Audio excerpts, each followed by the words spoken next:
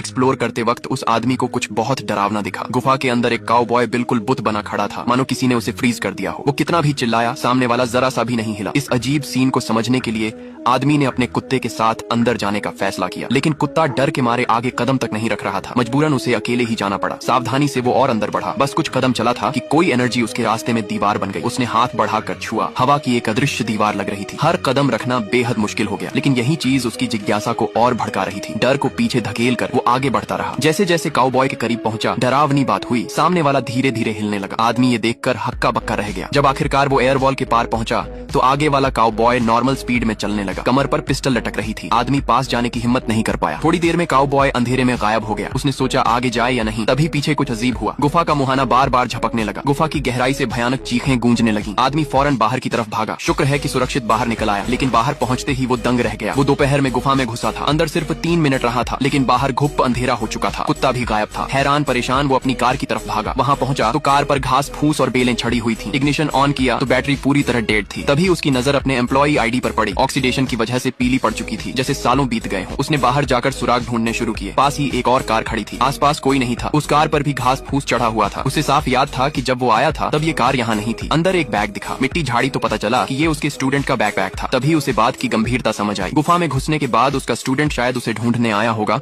और ज्यादा चांस था कि वो भी अंदर चला गया हो। ये सोचकर वो दोबारा गुफा में लौटा। इस बार ढेर सारे ग्लो स्टिक्स साथ लिए। चलते चलते जमीन पर फेंकता जा रहा था ताकि वापसी में रास्ता मिल जाए। लेकिन जब एयर वॉल के पास पहुंचा तो ग्लो स्टिक्स अजीब तरीके से हवा में तैरने लगे। उसने एक पकड़ने की कोशिश की तो वो अपने आप आगे खिसक गया। एयर वॉल पार करते ही नीचे गिरा। बाहर का मुहाना फिर झपकने लगा, लेकिन इस बार वो डरा नहीं, सीधा गुफा की गहराई में बढ़ता चला गया।